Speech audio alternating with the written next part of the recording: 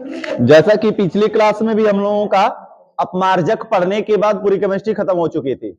जितना भी केमिस्ट्री में था पूरा पैटर्न हम लोगों का क्लास 1 से लेकर सारा कुछ टोटल खत्म हो चुका है।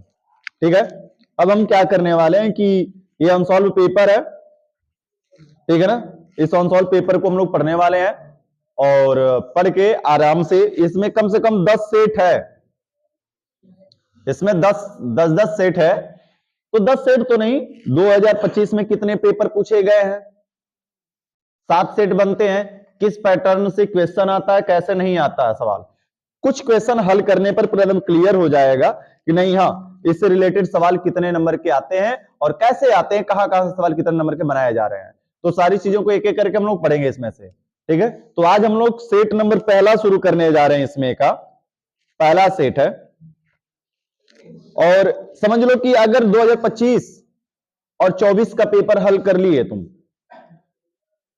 24 और 25 2 साल का 14 सेट होगा टोटल, अगर हल कर लिए तो केमिस्ट्री कहीं से नहीं बचेगी, टोटल केमिस्ट्री हल हो जाएगी 20 नंबर की जो केमिस्ट्री आती है। तो केमिस्ट्री में कोई दिक्कत नहीं होने वाला है, ठीक है ना। तो 2025 का पहला सेट है हम लोगों का दिया हुआ, जैसा इसमें कह रहा है 2025 का पहला सेट।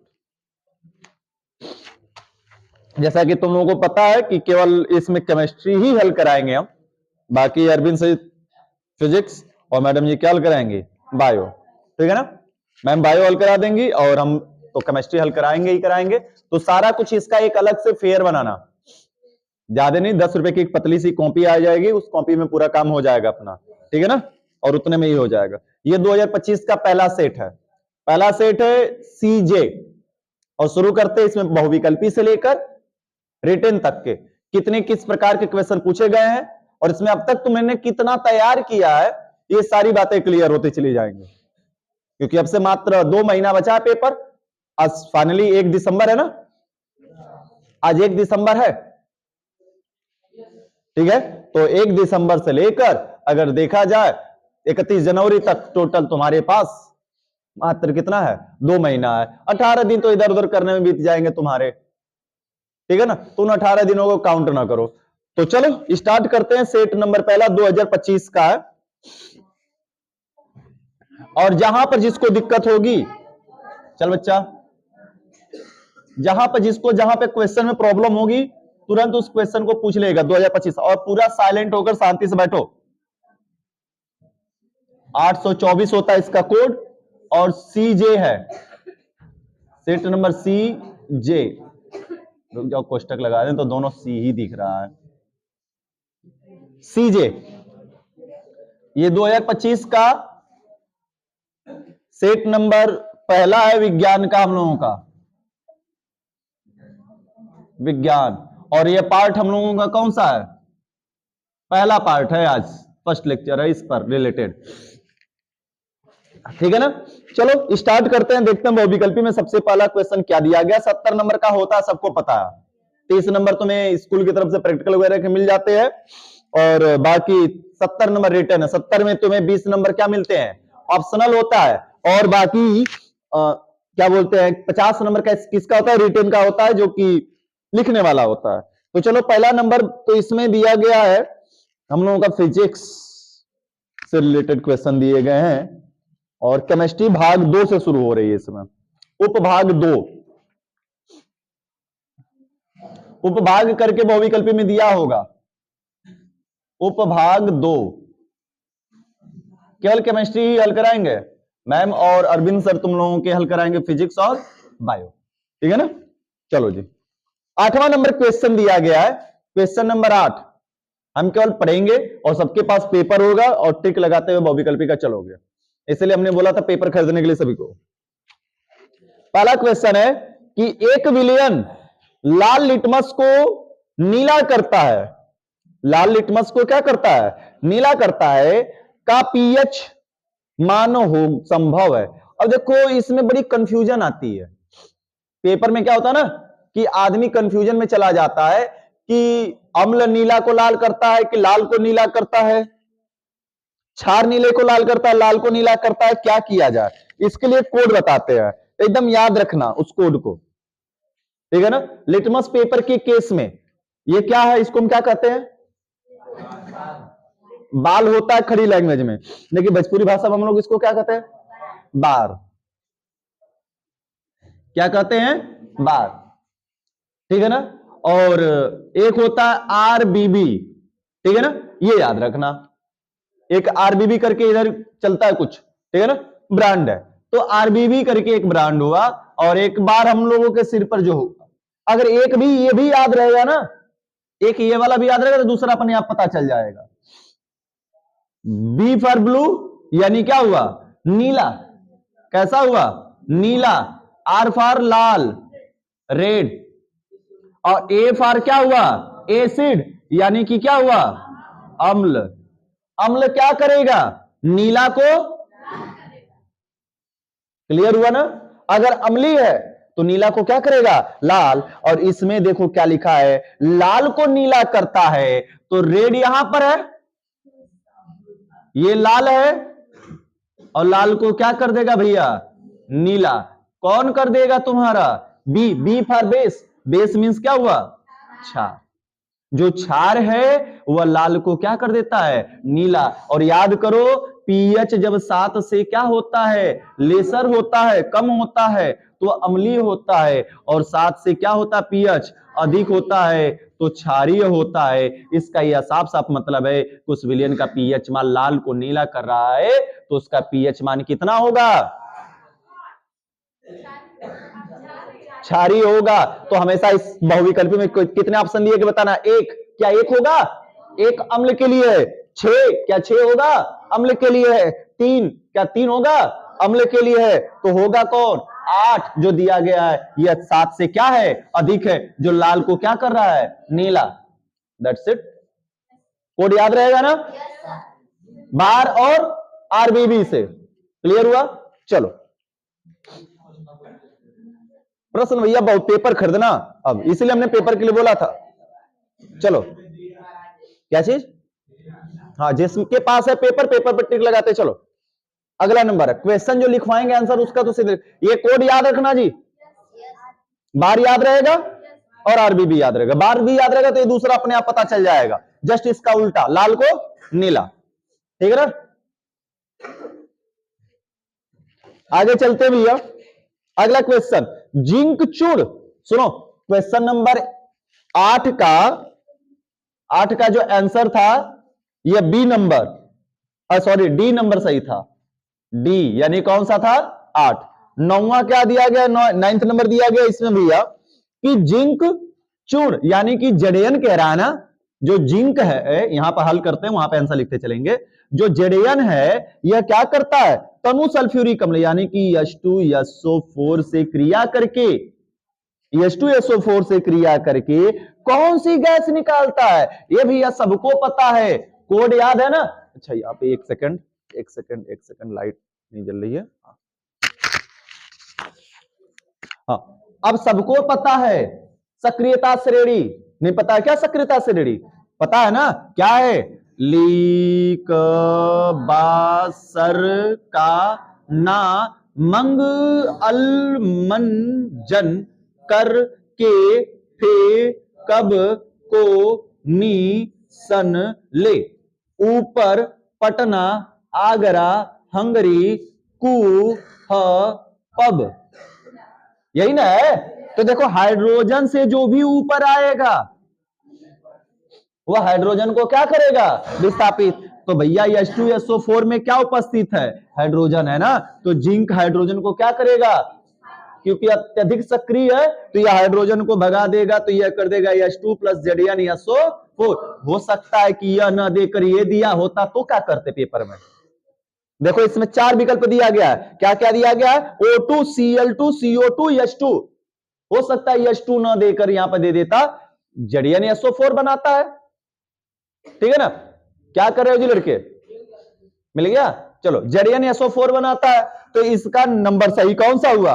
डी। डी नंबर इसका भी हुआ। 8वां का 8 है, क्या सही लगा हुआ है? इसका है H2 गैस, हाइड्रोजन गैस। चलो भैया, बातें यह याद रखना है, कोड तो भूले नहीं। अगर सपोज दैट कि यहां पे H2SO4 ना देकर हो सकता है FeSO4 दे देता, और कहता कि जिंक अगर या फिर फेरस सल्फेट से क्रिया करके किसको विस्थापित करेगा, तो भैया जिंक या को भगा देगा ना। क्लियर हुआ? हमेशा ऊपर वाला नीचे वाले को क्या करता है, जब चाहे तब बुला सकता है, विस्थापित करा सकता है, भगा सकता है। That's all. क्लियर हुआ?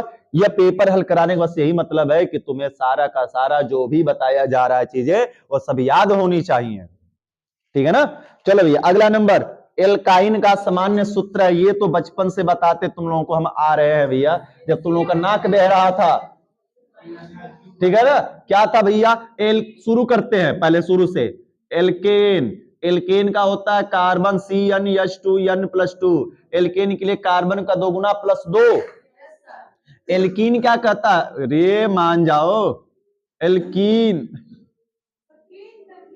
एल्कीन, एल्कीन के लिए कार्बन का बस कितना होता है, 2 गुना। और एल्काइन के लिए क्या होता है, एल्काइन के लिए कार्बन का 2 गुना -2 हो जाता है। यह रहा एल्कीन, यह रहा एल्केन, एल्कीन और एल्काइन। तो हमसे पूछा क्या है, एल्काइन का सामान्य सूत्र है। देखो इसमें 4 विकल्प, 4 विकल्प दिया। CnH2n क्या होगा, नहीं होगा। CnH2n+2 क्या होगा, नहीं होगा। CnH2n+4 क्या होगा, नहीं होगा। तो कौन सा सही आंसर केवल होगा, Cn, यानी कि C नंबर इसमें जो दिया CnH2n -2 दिया गया है। इसलिए हमने बोला था कि पेपर सबके पास रहेगा तो फटफट टिक लगाते चलोगे देखते हुए। अगला नंबर क्या है जी, एल्डिहाइड। याद करो, वो जब आईपीएससी हम पढ़ा रहे थे तो आईपीएससी में हर एक क्रियात्मक समूह के बारे में हमने लिखाया है अलग अलग करके। तो कह रहा है एल्डिहाइड का प्रक्रियात्मक समूह, मतलब क्रियात्मक समूह कौन सा एल्डिहाइड का, सबको पता भैया कि एल्डिहाइड, एल्डिहाइड का ना, हाँ एल्डिहाइड, एल्डिहाइड का सूत्र सबको पता है भैया। क्या होता है, एक होता है सामान्य सूत्र, देखो दोनों सूत्र लिख देते हैं। एल्डिहाइड का जो सूत्र होता है CnH2n+1 CHO, यह सामान्य सूत्र है। या सामान्य सूत्र की हम बात करें तो RCHO भी होता है, लेकिन हमसे सामान्य सूत्र नहीं बल्कि पूछा क्या है, क्रियात्मक, क्रियात्मक। हम भी कहीं कुछ छूट रहा है, दिमाग कार्य करना बंद कर दे रहा है, ठंडी में जम जा रहा है। क्रियात्मक समूह, क्रियात्मक समूह भैया यही पीछे वाला है ना, एकल बॉन्ड CHO। चाहे देखो ए लड़के, चाहे एकल बॉन्ड CHO दे दे या फिर इसी को विस्तार करके भी हमने बताया है। विस्तार स्वरूप क्या होगा, C द्विबंध O एकल बंध H। अब मैच कराओ कौन सा है, बी नंबर क्या सही है, बी नंबर। अरे भैया ये देखो इसमें 4 दिया है, क्या OH होगा या एल्कोहल, गलत वाला भी जानते चलते हैं साथ में कि गलत वाला किसका है, हो सकता है गलत वाला पूछ दे। एल्कोहल का क्या होता है OH, और ये दिया कुछ इस तरीके से C द्विबंध O, यह किसका भैया, कीटोन का है, किसका है, कीटोन का है। और अगर बात करिए दिया C द्विबंध O एकल बंध OH, यह किसका है, कार्बोक्सिलिक का, कार्बोक्सिलिक का है। अरे वही किया, वही किसका नाम है अनुलग्न में, कार्बोक्सिलिक किसका नाम है, कार्बोक्सिलिक समूह। क्लियर है? हाँ तो यह सब याद होना चाहिए, मूर्ति के जैसे बस ताके जा रहे हो सब कुछ के कुछ, जो उनको पढ़े नहीं तन को है, खाली सीरियल देख देख के खाली बस बैठे हुए हैं सब। 11 नंबर, 11 का आंसर सही कौन सा हुआ भैया, बी नंबर सही हुआ, एकल बॉन्ड C द्विबंध O एकल बॉन्ड H। चलो 12 नंबर चलते हैं भैया।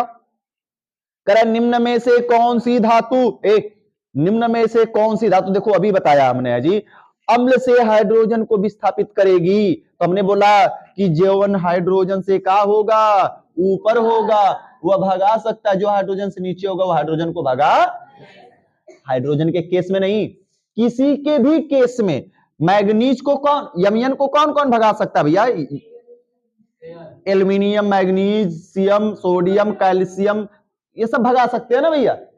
लेकिन एक मिनट, लेकिन क्या मैग्नीज को जिंक भगा पाएगा, नीचे वाला कभी नहीं। तो सेम वैसे करा हाइड्रोजन से कौन भगाएगा, तो इसमें 4 विकल्प दिया गया, MgZn, एक दिया गया PT, एक दिया गया Cu और एक दिया है Hg। नहीं भगाने वाले का नाम तो याद है, रखो ऐसे ना, ऊपर पटना, आगरा, हंगरी। हाँ देखो भैया, ऊपर PT पटना है, Cu का पर यहां पर लिखा गया है, Hg हंगरी लिखा ही गया है, तो भैया हाइड्रोजन के ऊपर कौन आते हैं? मैग्नीशियम और जिंक। तो भगाएगा कौन? मैग्नीशियम और जिंक। क्लियर होता चल रहा है? किसी को तकलीफ होगी तो बता देना भैया, उसके लिए दवा दर्द ला दिया जाएगा।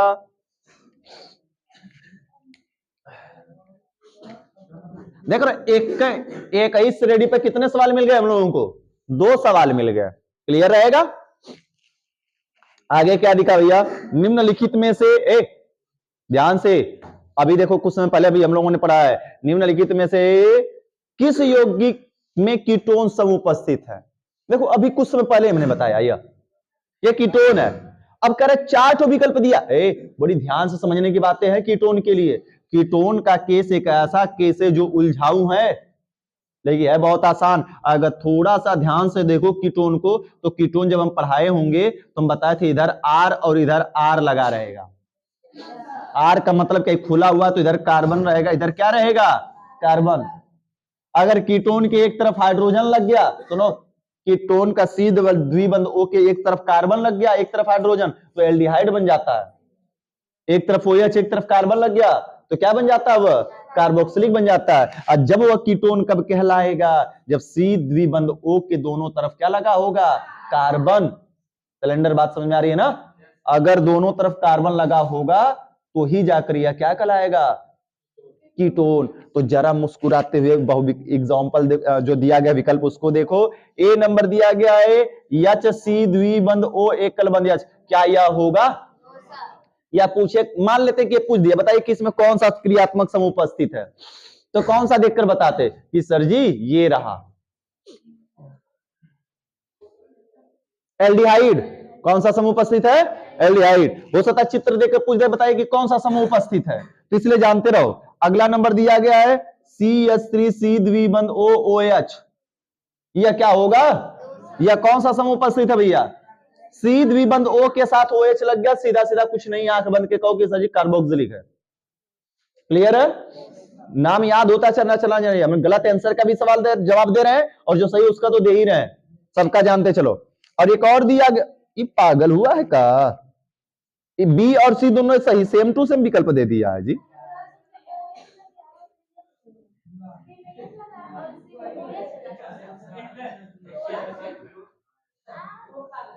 यो पागल है। अच्छा, तुम लोग हो सकता है सही सही छाप दिया हो। हाँ, इन सब में सही छापा है, इसमें गलत छाप दिया है। देखो 30 हम आगे पीछे कर देते हैं हम लोग के भैया। देखो साफ साफ यहाँ पे दिखाई दे रहा है कि नहीं? बी और सी दोनों एक जैसा है। देखो CH3C द्विबंध OOH, CH3C द्विबंध OH, ठीक है ना? तब फिर हम कहें गलत बोले? देखो ये एक नंबर दिया है, यह कौन सा भैया है? C द्विबंध O के साथ H जुड़ गया है, तो साफ साफ वो एल्डिहाइड ही है, ठीक है ना? ऐसे पहचाने, C द्विबंध O के बगल में H है, एल्डिहाइड। C द्विबंध O के बगल में OH है, कार्बोक्सिलिक। और C द्विबंध, ये तो भी बता ही दिया हमने। अब क्या है भैया? एक ठो जो इसका 13 नंबर का जो सही करेक्ट आंसर आ रहा है हम लोगों के पास, ये चलकर स्क्रीन पर आया, डी नंबर CH3C द्विबंध O एक। अभी हमने बताया ना कि C द्विबंध के बगल में लेफ्ट और राइट क्या लगेगा? कार्बन। तो वह क्या कहलाएगा भैया? कीटोन कहलाएगा। और इसीलिए थोड़ा सा कॉम्प्लिकेटेड होता, लोग इसी को घुमा घुमा कर बार बार पूछा जाता है। तो जानते रहो, सारा का सारा हमने पहचान विधि बता दिया। बहुविकल्पी यहाँ पे हम लोगों का 5 नंबर क्या होता है? खत्म। बताओ 5 नंबर क्या लाना कठिन था? यहां से एकदम आसान हलवा था ना जी। अब बाकी बचता तुम लोगों का केमिस्ट्री 6 नंबर, 6 नंबर की केमिस्ट्री दी गई है बहुविकल्पी में। अब चलते हैं रिटेन वाले में, जहां से लिखना हम लोगों को। कुछ पूछना हो किसी को? चलो एक बार फिर से रिपीट कर देते हैं सारा का सारा बहुविकल्पी, फटाफट फटाफट याद होना चाहिए। अगर तुमसे पेपर में पूछ दिया लाल नीला नीला लाल लिटमस के बारे में, तो कोड क्या याद रखोगे भैया? बार, थोड़ा सा क्लीन कर दे, साफ हो जाए। बार जो हम लोगों को ऊपर सिर के ऊपर होता है, बाल होता है, लेकिन हम लोग भोजपुरी भाषा में इसको क्या कहते हैं? बार कहते हैं। तो बार है, बार मतलब B से ब्लू यानी नीला और R से रेड यानी लाल, A फॉर एसिड। तो यानी कि जो अम्ल होता है वह नीले को क्या कर देगा? लाल कर देगा। और दूसरा कोड याद क्या रखोगे? RBB। RBB, R फॉर लाल, अब B फॉर ब्लू, बेस नीला, बेस बीच वाला, ठीक है ना। तो यह लाल को क्या कर देगा, नीला, कौन, बेस यानी कि छाप, कोड याद रखोगे। दूसरा नंबर हम लोगों से पूछा गया कि बताइए कि हाइड्रोजन जो जिंक है वह सल्फ्यूरिक अम्ल से विस्थापित कर दे रहा है हाइड्रोजन को, और विस्थापित करके कौन सी गैस निकालेगा, तो हाइड्रोजन ही गैस निकालेगा ना। हाइड्रोजन के ऊपर कौन है, जिंक, तो जिंक जब भी हाइड्रोजन के यौगिक से क्रिया करेगा तो उसमें से क्या निकाल देगा, हाइड्रोजन गैस बाहर निकाल देता है। अगला नंबर पूछा गया एल्कीन का सूत्र, एल्काइन का सूत्र है, तो हमने बोला कि केवल एल्काइन का क्यों जानो, तीनों का जानो। एल्कीन का कार्बन का 2 गुना प्लस 2, एल्कीन का कार्बन का बस क्या होगा 2 गुना CnH2n, और एल्काइन का कार्बन का 2 गुना में से 2 क्या कर देंगे, घटा देंगे, CnH2n माइनस 2। आगे कहा गया कि बताइए कि एल्डिहाइड का क्रियात्मक समूह है। एल्डिहाइड को जानने पहचानने का सिंपल सा तरीका है CHO। हमने बोला कि एल्डिहाइड का सूत्र भी पूछ सकता है, तो CnH2n + 1 CHO या RCHO होता है, और इसका क्रियात्मक समूह CHO होता है, ऐसे दे दे, या इसका बॉन्ड स्ट्रक्चर बनाकर दे दे। बॉन्ड स्ट्रक्चर के रूप में एकल बॉन्ड C, द्विबंध O और एकल बंध H। ये थोड़ा सा कॉम्प्लिकेटेड होता है, C द्विबंध O, H क्या होता है, अगर इतना दिया है, अगर दोनों तरफ कार्बन लगा है तो ये कीटोन है, एक तरफ हाइड्रोजन लग गया है तो एल्डिहाइड है, OH लग गया है तो क्या है, कार्बोक्सिलिक है, जैसा कि हमने अभी बताया, ठीक है। और फिर वही बात कर रहा है कि बताइए कि अम्ल से कौन कौन सी धातुएं हाइड्रोजन को विस्थापित कर सकती हैं, तो ऊपर की जितनी है विस्थापित करेंगी, और कौन नहीं कर सकती पूछा है, तो ये नीचे वाली सारी की सारी कॉपर, मरकरी, सिल्वर, प्लैटिनम और गोल्ड, ये सारी की सारी धातुएं अम्ल से हाइड्रोजन को विस्थापित नहीं कर पाती हैं, ठीक है ना। आगे पूछा गया वही बात हमसे कि कीटोन का क्रियात्मक समूह है या सूत्र है, तो ये 6 नंबर हम लोगों ने कवर कर लिया। अब आगे चलते हैं रिटेन वाले में, क्वेश्चन फटाफट फटाफट लिखो और हल किया जाए। किसी को समस्या क्लियर है ना एकदम, हाँ तो एकदम तगड़े से क्लियर रखना है भैया। केमिस्ट्री में एक भी नंबर नहीं बचना चाहिए, एक भी क्वेश्चन छूटना नहीं चाहिए कि छूट जाए, 20 का 20 पूरा कवर होना चाहिए। चलो जी आगे चलते हैं। सेट रिटर्न में उपभाग नंबर 2, उपभाग नंबर 2 लिखा गया है कि एक 5वां नंबर क्वेश्चन है उपभाग 2 में। रिटर्न में हम लोगों को 5वां क्वेश्चन है, कला निम्नलिखित यौगिकों के संरचना सूत्र लिखिए।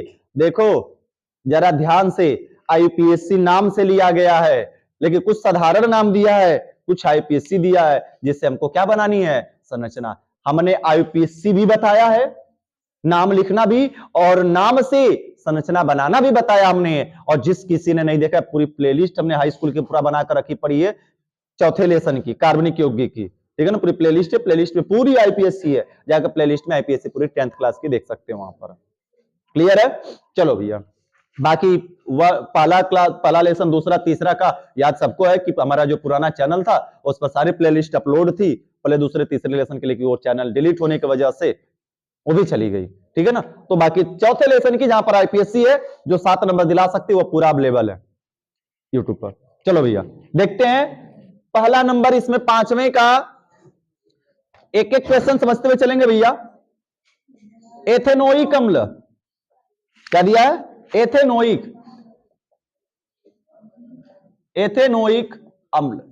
ये भैया इसके लिए सुनो, यह कोई जरूरी नहीं है कि हर बार IUPAC नाम ही दे दे, साधारण नाम भी दे सकता है। और हमने साधारण नाम भी लिखवाया किसके माध्यम से पता है, जब एक एक क्रियात्मक समूह को हल कराया था तो बीच में साधारण नाम और फिर उसके बगल में क्या लिखाते थे, IUPAC, फिर साधारण, फिर IUPAC। तुम लोग कर रहे थे जी क्या लिखा रहे हैं, कहां लिखा रहे हैं, इसी वजह से लिखा रहे थे। अब ये एथेनोइक दिया है, चलो आते बोर्ड की तरफ, सभी लोग ध्यान से सुनो। संधि विच्छेद याद है ना संस्कृत का, वही काम करना है इसके साथ है। एथ मतलब ये क्लियर हुआ कि कार्बन का गो है सर जी, 2 गो। एन देखो इसमें क्या लगा है, एन, एथेन, तो इसका मतलब कि इसमें बॉन्ड के रूप में केवल क्या है, एकल। अब देखो जरा ध्यान से, इसको यहां से बांटो, ओइक, नोइक नहीं, ओइक, ओइक किस में लगता है, COOH में, बस इसके अलावा कुछ और है क्या, एक तुरंत गड़बड़ करोगे। देखो गड़बड़ क्या करोगे, वही गड़बड़ पहले हम बनाते हैं, फिर तुमको समझाते। तुम देखो कार्बन दो फट फट खींचोगे, एक दो गो कार्बन एथेनोइक लगाओगे COOH और फट फट लगा दोगे हाइड्रोजन और कर दोगे सर जी हो गया पूरा। मुस्कुराते हम तो सही करके आए और हो गया ये गलत। पूछो काहे गलत हुआ? क्योंकि यह महाराज है। IUPAC में क्रियात्मक समूह COOH क्या है? महाराजा है। ये कहता है कि सबसे पहले कहीं पर भी हम लगे हो हमको पहली वरीयता दो ही दो, पहला अंकन। पहला अंकन मांगता है कि नहीं मांगता है? और जब पहला अंकन मांगता है तो भैया 1 2 3 कार्बन की संख्या कितनी हो गई? 3 हो गई। और होना होगा फिर क्या? प्रोप। और उसमें क्या दिया है? केवल एथ। तो हो गया ना गड़बड़। तो बड़ी सतर्क और सावधान होकर, सतर्क रहो सावधान होते रहे, याद है ना? तो सेम वही बात है यहाँ पे, सतर्क और सावधान होकर। अगर किसी क्रियात्मक समूह को दिया है और उस क्रियात्मक समूह में कार्बन है लल्ला, फिर से रिपीट करें, अगर कोई क्रियात्मक समूह का नाम दिया है और उस क्रियात्मक समूह में क्या है? कार्बन है, तो समझ लो जितना कार्बन दिया गया उसमें से एक हमेशा कम रखने का प्रयास करेंगे पहले से ही। बात समझ आएगी? एक कम क्यों? क्योंकि एक कार्बन तो क्रियात्मक समूह का भी तो हो जाएगा ना, इस वजह से। फिर से रिपीट कर देते हैं, साफ साफ क्लीन कर देते हैं, अब यहाँ के सब झंझट हटाते हैं। एथेनोइक अम्ल दिया गया है, सबको पता है ओइक में क्या पाया जाता है? COOH। एक कार्बन अवेलेबल है तो बाकी भैया एकल बॉन्ड COOH, तो एक कार्बन हो गया तो बचा एथ में 2 कार्बन होता है, एक कार्बन यूज हो गया तो एक ही कार्बन लगाएंगे ना, एकल बॉन्ड एक कार्बन। और सबको पता है कार्बन कितना बॉन्ड बनाता है? 4। एक बना चुका है और जितने की कमी रहेगी उतना उसमें क्या जोड़ देते हैं? हाइड्रोजन। कितने की कमी है? 3 की।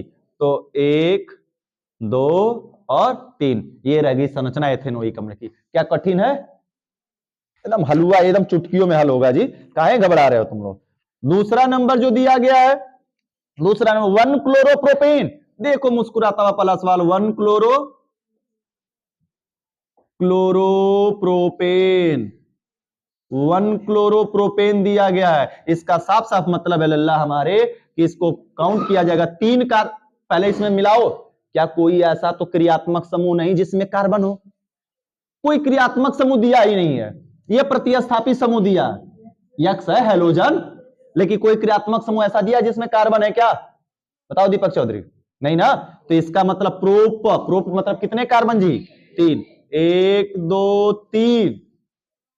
अब एन है मतलब सभी के बीच में क्या है? सिंगल बॉन्ड है। अब 1 क्लोरो भैया काउंटिंग किया गया तो काउंटिंग इधर से करें चाहे हम इधर से करें कोई दिक्कत की बात नहीं है। 1 2 3 तो 1 बोल रहा है तो पहले पर क्या लगा दे हम? अब कहो जी ऊपर नीचे दाएं, अरे कहीं भी लगा भैया, उसे क्या फर्क पड़ना है, ठीक है ना। 1 क्लोरो काउंटिंग तो इतने के, क्या हाइड्रोजन का नाम लिखा जाता है क्या? एक बार काउंटिंग करके देख ले भैया, जिधर यक्स लगा है बड़ियार तो यही ना आदमी इस समय है, याद है कि नहीं? वो याद है, हमने जो क्रम लिखाया बताया है नोट वाला, क्रियात्मक समूह ग्रेटर देन लिखा है, याद है ना? द्विबंध ग्रेटर देन, त्रिबंध ग्रेटर देन, याद है? X is greater than, R is greater than, ये सब याद होना चाहिए भैया, IPSC का पूरा पैटर्न, ठीक है। तो यहां पर अब कार्बन के बॉन्ड को पूरा करना है, क्या लगाते हैं? हाइड्रोजन। H संरचना सूत्र बोला तो पूरा बनाकर बढ़िया से दिखाएंगे, नहीं तो इकट्ठा CH3 भी लिख सकते हैं, कोई दिक्कत नहीं है। यहां पर 2 कार्बन, देखो 2 बॉन्ड बन गया तो कितनी जरूरत है? 2 हाइड्रोजन। तो तुम्हारी मर्जी H2 लिख दो या हमारी मर्जी है तो हम कहेंगे भैया जब हमारे पास पेज ही भरना है, जगह ही जगह है, तो थोड़ा सा अच्छे से ना भरते हैं, क्या हेउज लगा देते हैं? कार्बन अब क्या यहां भी लगाएंगे? ये क्लोरीन एजेंट नहीं लगा देना पूरा नशे में आकर, कौन पता तुम लोगों का नशे में कुछ भी कर दो।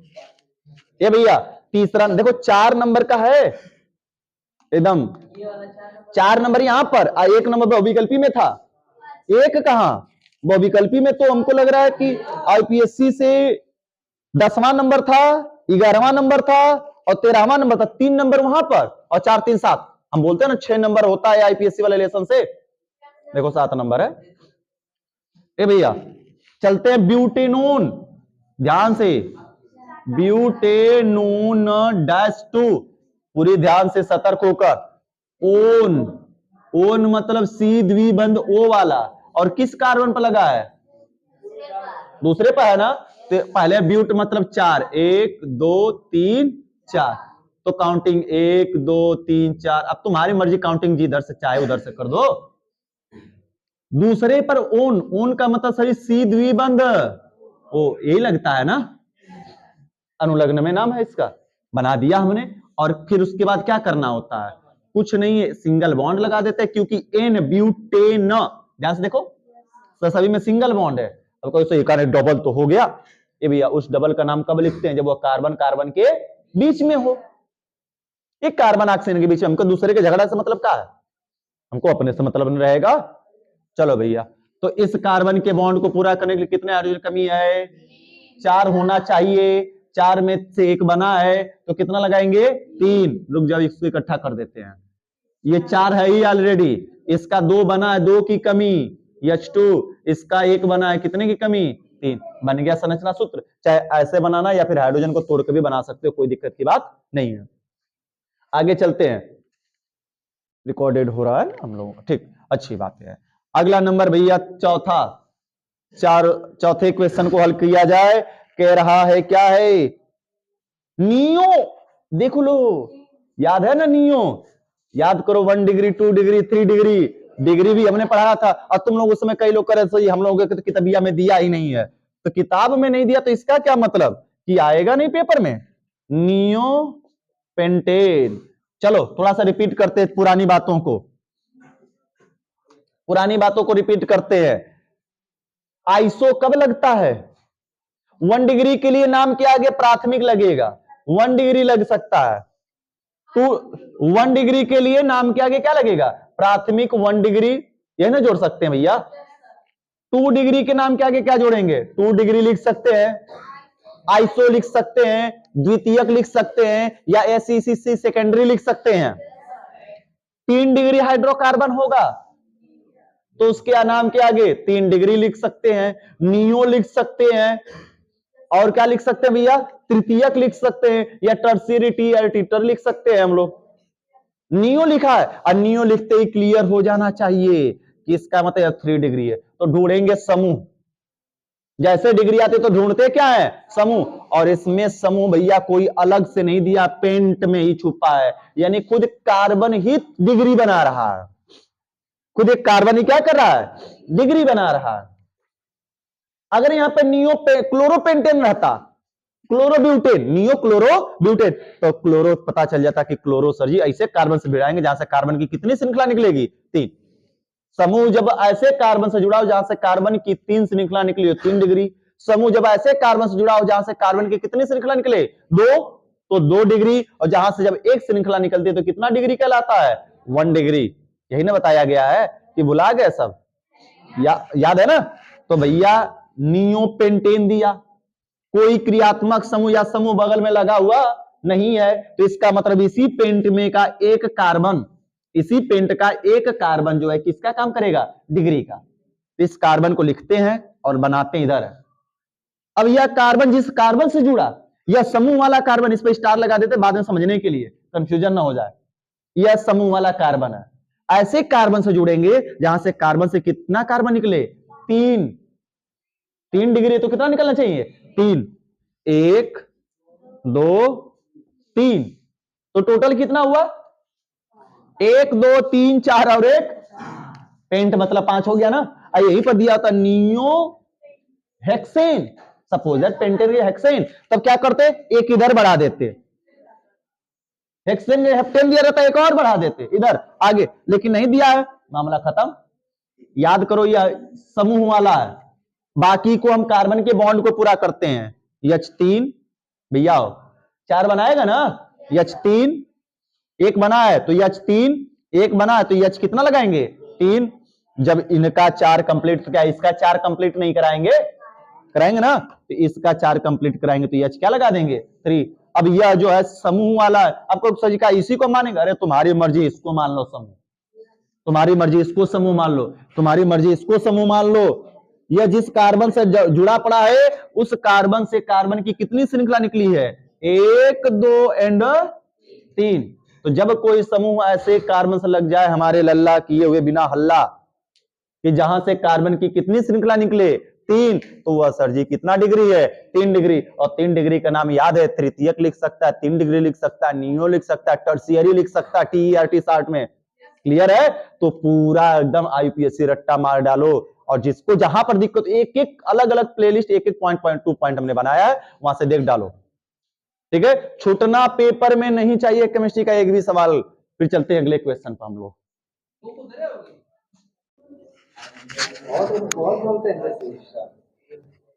ये भैया अब तक हम लोगों ने जो हल किया, 5वां नंबर हो गया हम लोगों का IPSC खत्म। अब चलते क्वेश्चन नंबर 6वें की तरफ। 6वें में देखो, फटाफट आज इसको खत्म करते हम लोग ना, एक सेट को करा है कि 6वां का देखो 1 नंबर में दिया गया, उपभाग नंबर 2 के 6वां का 1 क्या करा? मिश्र धातु किसे कहते हैं? कॉपर के 2 प्रमुख मिश्र धातुओं के नाम, संघटन व उपयोग को क्या करिए? लिखिए। मतलब कि कॉपर से मिलकर बने हुए 2 मिश्र धातु का संघटन मतलब सूत्र लिखना है, और उनका क्या क्या उपयोग है उसको भी लिखना है। क्या हमने मिश्र धातु नहीं लिखाया है? लिखा है। अब पूरा चार्ट बनवा बनवा कर बताया कि कौन कौन सा होता है। चलो फटाफट लिखते हैं भैया, चलो फटाफट लिखा जाए। हेडिंग लिखो मिश्र धातु, हेडिंग लिखो मिश्र धातु। मिश्र धातु क्या? हाँ मिश्र धातु ही है। पहले मिश्र धातु लिखते हैं, उसके बाद समझते हैं कि इसका संगठन, फार्मूला, उपयोग क्या क्या होगा। मिश्र धातु किसे कहते हैं? कौन बताएगा तुम लोगों में से? याद है किसे कहते हैं? जब 2 या 2 से अधिक धातुओं को एक निश्चित अनुपात में क्या करते हैं? मिलाते हैं। तो जो नई धातु प्राप्त होती है उसे क्या कहते हैं? मिश्र धातु कहते हैं। लिखो, जब 2 या 2 से अधिक धातुओं को, जब 2 या 2 से अधिक धातुओं को, जब 2 या 2 से अधिक धातुओं को एक निश्चित अनुपात में मिलाते हैं, जब 2 या 2 से अधिक धातुओं को एक निश्चित अनुपात में मिलाते हैं, एक निश्चित अनुपात में मिलाते हैं,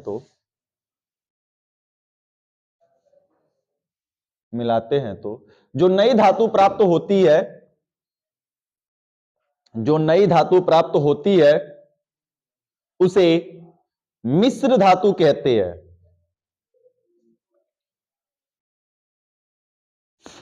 उसे मिश्र धातु कहते हैं।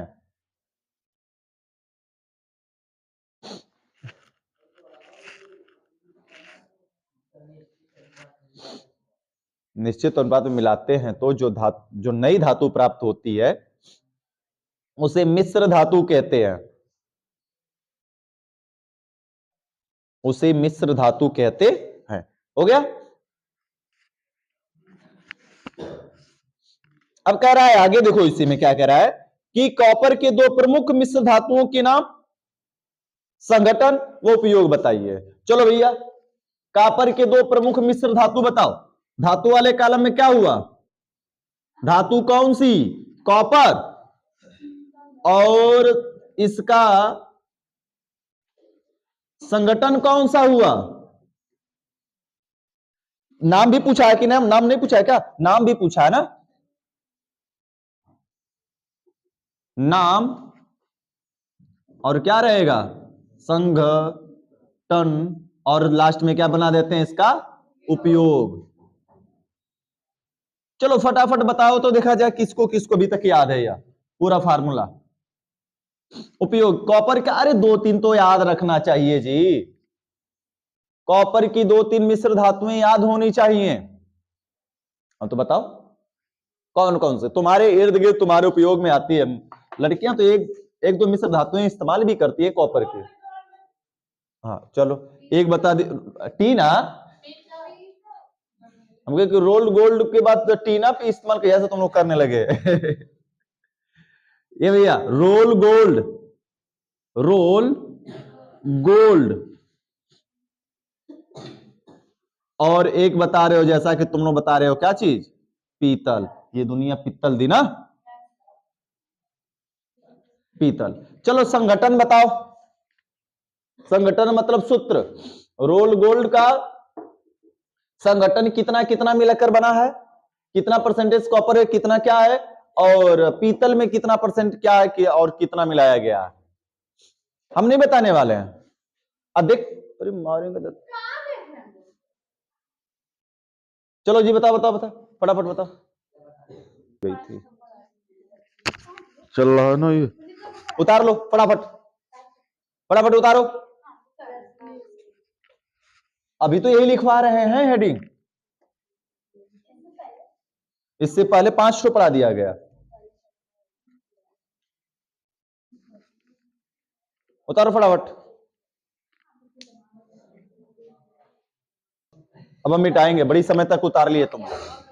चलो, इसमें का दूसरा नंबर देखो क्या दिया भैया, पॉइंट नंबर 2 दिया गया है कॉपर ए। ध्यान से देखो, दूसरा नंबर करा कि कॉपर सल्फाइड यानी कि Cu2s, ठीक है ना, कॉपर सल्फाइड से कॉपर धातु प्राप्त की जाती है तथा रासायनिक समीकरण भी लिखिए।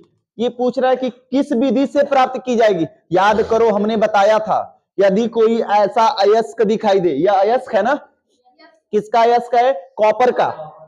अगर कोई भी अयस्क दिखाई दे, अगर उस अयस्क में कार्बन ऑक्सीजन लगा हो, साथ में सल्फर और क्या लगा हो, ऑक्सीजन लगा हो, साथ में हाइड्रोजन और ऑक्सीजन लगा होगा साथ में, तो इसका निस्तापन होता है। क्या होता है, निस्तापन। और निकलता क्या है, इससे निकलता है CO2, इससे निकलता है SO2, इससे निकलता है H2O। ये निस्तापन बताता है। अगर किसी अयस्क में केवल यश लगा पड़ा है, केवल सल्फर लगा पड़ा है, नहीं ऑक्सीजन है, केवल सल्फर है, तब यह करता है भर्जन। क्या करता है भैया, भर्जन। अब भर्जन करता है तो इसमें ऑक्सीजन को ऐड करके निकालता क्या भैया, SO2। और हमने बताया था कि जितना सल्फर उतना होता है उतना ऑक्सीजन जाकर उसमें क्या करता है, जुड़ जाता है। ये बताया गया था ना। तो निस्तापन और भर्जन दोनों की क्रिया से हमको MO मिलता है। MO मतलब धातु का ऑक्साइड। और जब इसका हम प्रगलन कराते हैं, क्या कराते हैं, प्रगलन, तब जाकर हमको केवल क्या मिलता है, शुद्ध धातु मिलती है। और अशुद्धियां क्या हो जाती हैं, सारी की सारी बाहर निकल जाती हैं। पूरा हमने रिपीट करा दिया, कोई कंफ्यूजन है क्या, फिर से रिपीट कराते हैं। निस्तापन में भैया ऑक्सीजन से क्रिया नहीं करानी पड़ती, क्योंकि उसमें ऑक्सीजन पहले से क्या है, प्रेजेंट होता है। तो किसी अयस्क में कार्बन और ऑक्सीजन लगा हुआ दिखाई दे दे, किसी भी अयस्क में सल्फर और ऑक्सीजन एक साथ लगा हुआ दिखाई दे दे, किसी भी अयस्क में हाइड्रोजन और ऑक्सीजन एक साथ लगा हुआ दे, किसी भी रूप में हो, मैटर नहीं करता था, चाहे OH के रूप में, चाहे H2O के रूप में हो, चाहे SO3 के रूप में, चाहे SO4 के रूप में हो, चाहे SO के रूप में, कैसे भी किसी भी रूप में लगे होंगे, तो ये भर्जन की प्रक्रिया को रिप्रेजेंट करते हैं। CO वाला अयस्क CO2 निकालेगा, SO वाला अयस्क SO2 निकालेगा, HO वाला H2O बनाता है। That's clear. अगर किसी अयस्क में केवल सल्फर लगा है तो उस अयस्क की क्रिया ऑक्सीजन की उपस्थिति में कराते हैं, और यह क्रिया भर्जन की कहलाती है। और भर्जन की क्रिया के फलस्वरूप इसमें केवल क्या निकलता है, SO2 गैस।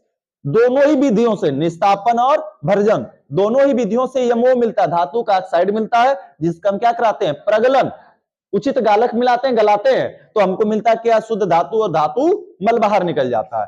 तो इससे हमको कह रहा है कि शुद्ध धातु प्राप्त कीजिए। तो कौन सी प्रक्रिया होगी शुद्ध धातु प्राप्त करने की, बताओ भैया। केवल सल्फर दिखाई दे रहा, और जैसा हमने बताया केवल सल्फर है, तो कौन सी क्रिया करेगा, भर्जन। तो इसमें ऑक्सीजन की उपस्थिति करानी पड़ती है ना। परिभाषा यदि याद होगी तो सुने होगे, जानते होगे, सांद्रित अयस्क को उसके गलनांक के नीचे परंतु वायु की उपस्थिति में गर्म करके उसमें उपस्थित नमी और सल्फर डाइऑक्साइड आदि गैसों को क्या करने पर बाहर निकालने की क्रिया क्या कहलाती है भैया, भर्जन की क्रिया कहलाती है। बात समझ आ गई ना।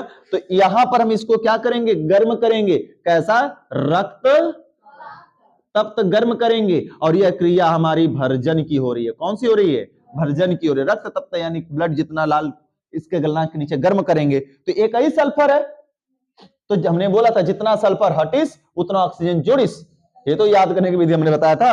तो सल्फर हटेगा, ऑक्सीजन लगेगा, तो भैया Cu2O, एक ही सल्फर है तो एक ऑक्सीजन लग गया, और सल्फर ऑक्सीजन से मिलकर SO2।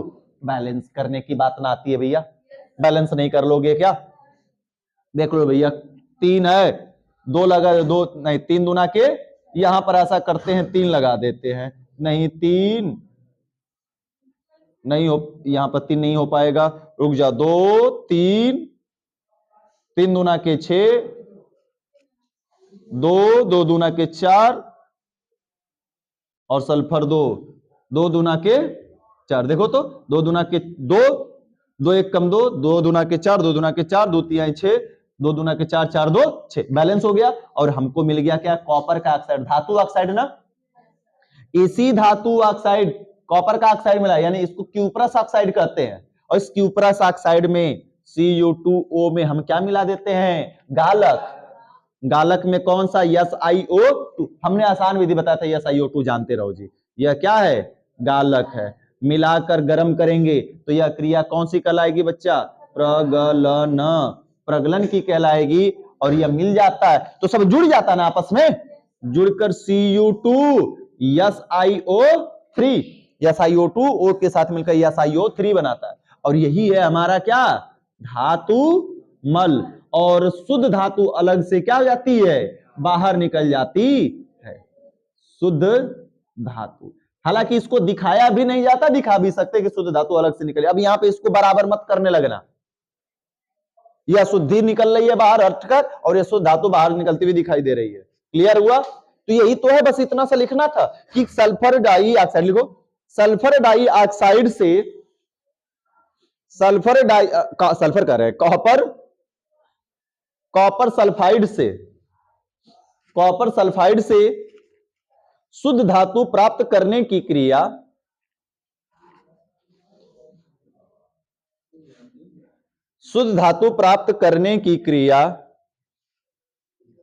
भर्जन और प्रगलन की होती है। भर्जन और प्रगलन की होती है, जो निम्नलिखित है। भर्जन और प्रगलन की होती है, जो क्या है? निम्नलिखित है। फटाफट फटाफट उतारो, लास्ट क्वेश्चन है हम लोगों का, 7वां, खत्म किया जाए। भर्जन और प्रगलन की है, उतार लो। इतना इतना लिखने का पता है तुमको कितना कितना नंबर मिल जा रहा है जी? 2 2 नंबर मिल जा रहा है, सोचो। उतार लो फटाफट। अरे हम देख रहे हैं ना, चलो 7वां नंबर देखा जाए। वही ना, महंगा होने की ही वजह से तुम लोग वो काम कर। देखो ए भैया, 7वां जो क्वेश्चन है ये हम लोगों का 6 नंबर का है और ये अभिक्रिया वाला है। उदासीनीकरण अभिक्रिया। देखो कह रहा है कि निम्नलिखित पर संक्षिप्त टिप्पणी लिखिए। 7वां क्वेश्चन देखो कह रहा है कि निम्नलिखित पर क्या लिखिए? संक्षिप्त टिप्पणी लिखिए। किस पर? उदासीनीकरण पर, प्लास्टर ऑफ पेरिस पर और पीएच मूल्य पर, यानी पीएच मानने पर। टिप्पणी का मतलब परिभाषा, और जो उसमें अभिक्रिया तो अभिक्रिया लिखनी होगी। तो सबसे पहला नंबर कौन सा हम लोग लिखेंगे भैया? उदासीनीकरण पहला नंबर है ना। उदासीनीकरण को लिखेंगे। दूसरा नंबर क्या है? प्लास्टर ऑफ, इधर उदासीनीकरण का हो जाएगा, इधर पीओपी, प्लास्टर ऑफ पेरिस, जिसको शॉर्ट में क्या कहते हैं? पीओपी पर। तीसरा नंबर पीएच आ जाएगा। इधर तीसरा नंबर है पीएच बेचारे के लिए जगह कम पड़ गया। पीएच मूल्य कहें, मूल्य लिखा है ना, पीएच मूल्य कहें या पीएच मान कहें, बात से मैं देखा समझा जाएगा। चलो भैया, यह 7वां का है, टिप्पणी लिखना। पॉलीएडिंग उदासीनीकरण हमने बताया है जी, सुनो याद रखने का तरीका। जब आदमी उदास होता है तो क्या करता है? रोता है। तो आंखों के जो आंसू निकलते हैं उसमें क्या क्या पाए जाते हैं? कभी टेस्ट किए हो आंसू का? टेस्ट करोगे तो उसमें नमकीन लगेगा, नमक और पानी से मिलकर बना होता है। यानी कि ऐसी अभिक्रिया जो अभिक्रिया के बाद क्या बना है? नमक और जल, यानी लवण और पानी का निर्माण करे, तो उस अभिक्रिया को क्या कहते हैं? उदासीनीकरण। देखो तो कितना बेहतर है ना याद करने का तरीका। तो वह रासायनिक अभिक्रिया, सुनो गधों, वह रासायनिक अभिक्रिया जब जिसमें क्या होता है? एक अम्ल और एक क्षार आपस में क्या करते हैं? संयोग करते हैं, और संयोग करके लवण और क्या बनाते हैं? जल बनाते हैं। तो इस क्रिया को क्या करते हैं? उदासीनीकरण की अभिक्रिया कहते हैं। देखो परिभाषा, जब अम्ल तथा क्षार, अरे लिख लो, जब अम्ल तथा क्षार परस्पर रासायनिक संयोग करके, फटाफट, जब अम्ल तथा क्षार परस्पर रासायनिक संयोग करके लवण तथा जल बनाते हैं, तो इस क्रिया को लवण तथा जल बनाते हैं तो इस क्रिया को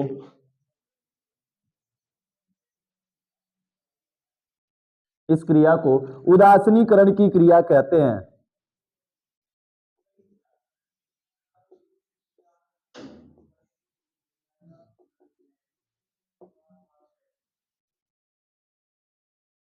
इस क्रिया को उदासीनीकरण की क्रिया कहते हैं।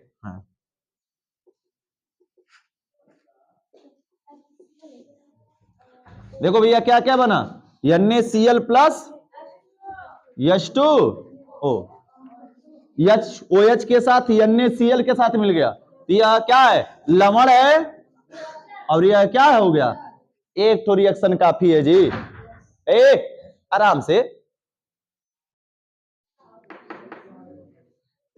रिएक्शन लिख लो, और रिएक्शन लिख दे, जल्दी लिख लो, 10 मिनट का समय है। अरे ये तो सबसे आसान हलवा टाइप का रिएक्शन है, इसलिए तो सब एकदम याद रखना चाहिए, सब छोटा छोटा।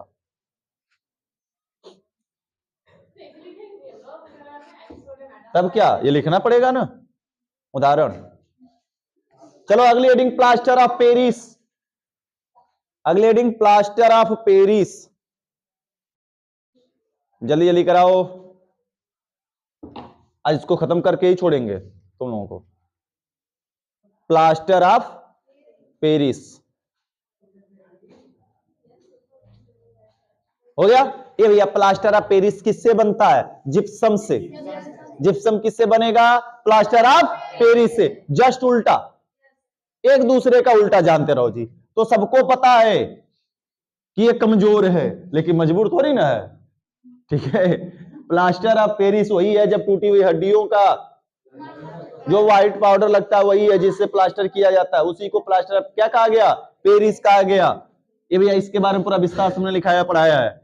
जिप्सम और प्लास्टर ऑफ पेरिस के फॉर्मूला में कभी कभी बहुविकल्पी में आता है, सूक्ष्म सा अंतर होता, लोग पहचान नहीं पाते हैं, तो जानते रहना। जो जिप्सम का फार्मूला CaSO4 into 2H2O, यह किसका है, जिप्सम है। और जब जिप्सम को हम किस में घोलते भैया, जल में, किसमें घोला जाता है, जल में घोल दिया जाएगा, तो क्या मिल जाएगा हमको, प्लास्टर ऑफ पेरिस मिल जाएगा ना। अच्छा कहां हो जाएगा, 3 कुछ उल्टा हो रहा है, CaSO4, रुक जाओ एक सेकंड, थोड़ा सा जगह की कमी।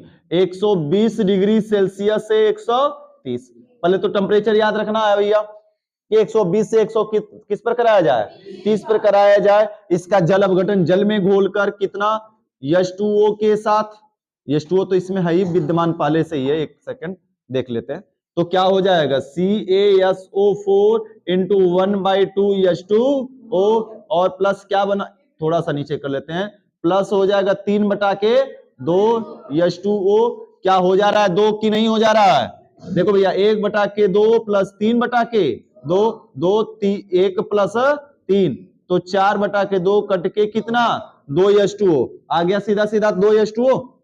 तो यानी कि जब जिप्सम को क्या करते हैं भैया, गर्म करते हैं, तो रासायनिक अभिक्रिया 60 में लिख देना ना, POP प्राप्त हो जाता है। जस्ट इसका उल्टा पकड़ के ऐसे कर दोगे, कंफ्यूजन भरा थोड़ा सा होता है, लेकिन बिल्कुल आसान है। जब जिप्सम को 3/2 H2O से क्रिया करा देंगे और 130 से 40 पे, तो किसमें टूट जाएगा, जिप्सम। जस्ट उल्टा सारा का सारा प्रोसेस होता है, ये बताया गया ना। तो क्या लिखोगे परिभाषा भैया, जब जिप्सम को 120 से 130 डिग्री सेल्सियस ताप पर गर्म करते हैं तो प्लास्टर ऑफ पेरिस प्राप्त हो जाता है, जिसका उपयोग टूटी हड्डियों को प्लास्टर करने में किया जाता है। क्या नहीं हो पाएगा, खुद से नहीं लिख लोगे, मिटा देना खुद से, ये होमवर्क रहेगा, फिर से रिपीट कर दे रहे हैं और कल चेक करेंगे हम। क्या करोगे भैया, परिभाषा कहोगे कि जब जिप्सम को, परिभाषा पहले लिखोगे, जब जिप्सम को 120 से 130 डिग्री सेल्सियस ताप पर गर्म करते हैं तो प्लास्टर ऑफ पेरिस क्या हो जाता है, प्राप्त हो जाता है, जिसका उपयोग टूटी हुई हड्डियों के प्लास्टर में किया जाता है शल्य चिकित्सालयों में, ठीक है ना, हो गया। और इतना ये रिएक्शन लिख डालोगे। अगला क्वेश्चन क्या था भैया, पीएच मान के बारे में था, तीसरा नंबर क्या था हमारा, पीएच मान या मूल्य, याद करो किसको कहते हैं, पीएच मान। पीएच मान देखो देखो एकदम बिल्कुल ही आसान है, पीएच मान संख्या 10 पर वह ऋणात्मक घात है जो हाइड्रोजन आयन की सांद्रता को क्या करती है, प्रदर्शित करते या बराबर होता है, यही है ना। चलो परिभाषा सुन लो, पहले इसका डेरिवेशन देख लेते हैं। टोटल समीकरण एक होता है, परिभाषा लिखकर टिप्पणी बोला है, यानी पूरा इसको विस्तार करेंगे ना, तो कहेंगे दोनों पक्षों में क्या लॉग बेस 10 लेने पर, लॉग बेस 10 लगा देंगे तो हो जाएगा लॉग बेस 10 एच पर plus is equal to log base 10, base एकदम जी के पेंदी में छोटा सा, और 10 के power minus P H. Clear है ना। अब इतना सबको पता भैया कि अतः एक फार्मूला होता है लॉग यम पर एन, तो सिर का बोझ कहां पटकता है, आगे, एन लॉग यम, तो उसके बेस पर यह पीएच कहां पटक देगा, आगे, लॉग बेस 10 एच पर plus is equal to minus pH, यह आगे पटक देता है, और बचेगा क्या, केवल हमारा लॉग बेस 10 और 10, लॉग बेस 10 10 की वैल्यू 1, 10 10 की नहीं, कोई भी ऐसा लॉग हो जाए जिसका बेस और वैल्यू दोनों क्या हो जाए, बराबर, तो उस लॉग का मान कितना होता है लल्ला, 1 होता है। तो यहां पर भी 10 है, यहां पर भी 10 है, तो 1, 2 2 रहता तो भी 1, 8 81 रहता तो भी 1, 9 9 रहता तो भी 1। बेस हर एक में बदलता है, आगे के लिए हमने बता दिया, इसमें पीएच में तो 10 रहेगा, ठीक है ना। तो यहां पर भैया इस पूरे का मान 1 हो गया, तो हम क्या कर सकते हैं, कह सकते हैं कि लॉग बेस 10 एच पर plus equal to minus pH. अब हम कहें दोनों पक्ष में माइनस से गुणा कर देंगे, तो ये माइनस माइनस कितना हो जाएगा, प्लस पीएच, और ये माइनस हो जाएगा लॉग बेस 10 एच पर प्लस, यही तो आएगा ना, ये तो फार्मूला है। तो छोटी सी परिभाषा सुन लो, क्या कहोगे, पीएच मान संख्या 10 पर वह ऋणात्मक घात है जो हाइड्रोजन आयन की, यह कोष्टक सांद्रता है ना, जो हाइड्रोजन आयन की सांद्रता को क्या करती है, प्रदर्शित करती है। इतनी सी परिभाषा लिखने के बाद ये लिख डालोगे, पूरा मिल जाएगा 2 नंबर। क्या कठिन था, परिभाषा हो जाएगी, डेरिवेशन लिख लो फटाफट।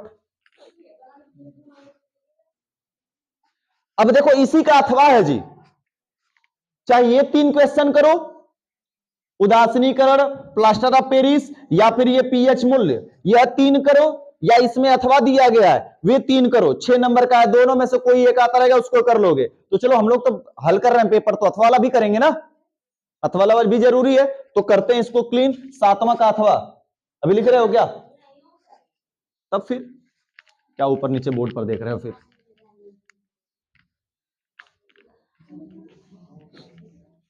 चलो भैया आगे बढ़ते, अरे देखो ना फटाफट, अथवा 7वां का अथवा, अथवा में पहला नंबर क्या दिया गया है, देखो जी, कराए कि निम्नलिखित को जल से अभिक्रिया का रासायनिक समीकरण लिखना है। किसकी किसकी, एकदम आसान, ये तो ऊपर वालों से भी आसान है। एल्यूमिनियम की क्रिया, Al की क्रिया किससे करानी है, H2O से, तो इसकी अभिक्रिया पूछ रहा है। दूसरा नंबर किसके साथ करानी है, कैल्शियम Ca की अभिक्रिया H2O से करानी है, ठीक है ना। और तीसरा नंबर आयरन की क्रिया Fe की क्रिया किससे करानी है, H2O से करानी है। तो चलो भैया फटाफट कराते हैं और देखते हैं कि क्या क्या बनता है, ठीक है ना, और किस प्रकार से किस हिसाब से बनेगा।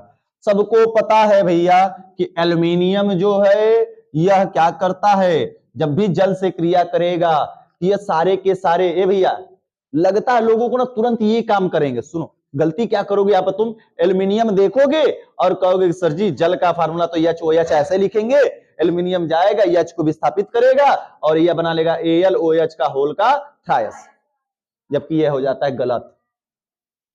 फट से तुम यही काम करो, कहोगे कि Ca है, ये H को विस्थापित करेगा, CaOH का होल का ट्रायस बना लेगा, हो जाएगा सारा का सारा गलत। अब बताओ किसी भी मेटल को यदि पानी में डाला जाता है तो मेटल पानी में क्या करता है, घुल जाता है, अरे जंग पकड़ता है। याद करो जंग हमने लिखाया है कि नहीं लिखाया है, संक्षारण, वही संक्षारण से 6 नंबर का देखो सवाल उठाया है।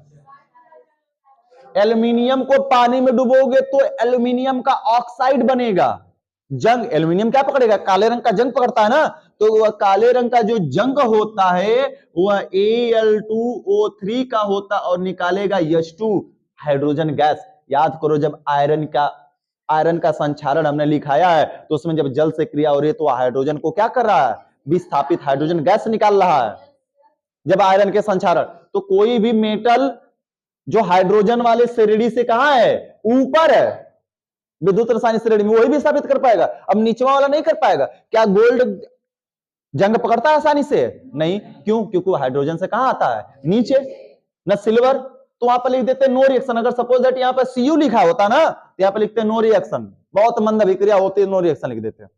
ठीक है, तो यहां पर यह इससे क्रिया करेगा और क्रिया करके कैल्शियम का ऑक्साइड CaO बनाएगा। क्या बनाएगा? कैल्शियम का ऑक्साइड, और प्लस क्या निकालेगा, H2 गैस। यहां पर आयरन मिलता है इसके साथ जल, तो आयरन के जंग का फार्मूला पता है क्या होता है? आयरन के जंग का फार्मूला Fe2O3 बनाएगा, और इंटू सभी में X H2O लगता रहता है जी। तो ये तो जंग ही है, और प्लस क्या निकलेगा, H2, हाइड्रोजन गैस सभी में से बाहर निकल गई, और बैलेंस करना पड़ेगा फिर सभी को।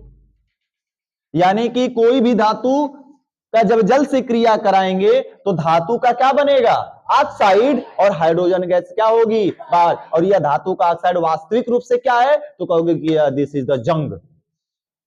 ये मूर्छा है, रस्ट है, ये भी मूर्छा जंग है, ये भी जंग है, और ये भी क्या है, जंग। नाम क्या होगा फिर इसका सर जी? इसका नाम होगा एल्यूमिना। इसका नाम क्या होगा, एल्यूमिना। इसका नाम क्या होगा, कैल्शियम ऑक्साइड। Calcium oxide. इसका नाम है भैया फेरिक ऑक्साइड, जंग है, मूर्छा जिसको कहते हैं हम लोग, ठीक है ना। Ferric oxide, ferric. देखो अभिक्रिया लिखने के लिए बोला है ना, परिभाषा तो नहीं बोला है हमको, है कह रहा है कि जल से अभिक्रिया का रासायनिक समीकरण दीजिए, तो हमने दे दिया। इतना लिखने का 6 नंबर मिल जाएगा। बैलेंस कर लो, करने की इच्छा कर रही है कुछ लोग, तभी से देख रहे हैं कि सर जी बराबर नहीं कर रहे हैं, बराबर नहीं कर रहे हैं। अरे भैया बराबर करना जरूरी ना है। 2 तिहाई 6, 6 का मतलब यहां पे कितना लगा दे हम, 6, 2 तिहाई 6। सम बनाना जरूरी था, विषम था, 2 तिहाई 6 हुआ, 6 ऑक्सीजन, हाइड्रोजन 6 दुना के 12, 6 दुना के 12, 2 दुना के 4, और क्या लगा देंगे 4, बैलेंस हो गया। यहाँ पे कैल्शियम 1 है, ऑक्सीजन 1 है, हाइड्रोजन बराबर बराबर है जी, तो सब बराबर है। आयरन देखो इधर भी सम है, तो पहले सम बनाते हैं, 2 तिहाई 6, तो यहाँ पर लगाएंगे 6 एकम 6, 6 दुना के 12, 6 दुना के 12, और 2 दुना के 4, 4, बैलेंस हो गया। बस इतना तो काम था। और यहां पर हम लोगों का जो सेट नंबर पहला था CJ, वह टोटल क्या होता है, समाप्त होता है। ठीक है, तो चलो, और अच्छे से अगर समझ में आ गया हो तो इसको रिपीट कर लेना, और अगर बेहतर लगा हो तो अपने दोस्तों को भी वीडियो क्या कर देना, शेयर कर देना, बता देना, ताकि ये नहीं कि खैर तुम ही 20 नंबर लाओ। ये कंफर्म है, जितना सेट हम हल करा रहे हैं, हल कर लोगे अच्छे से तो 20 नंबर, एक भी नंबर 20 नंबर में नहीं छूटेगा तुम्हारा केमिस्ट्री का, ये पूरी गारंटी है। जितना सेट हल करा उसको हल कर डालो, ठीक है ना। तो पूरा जाके एक बार रिपीट कर लेना।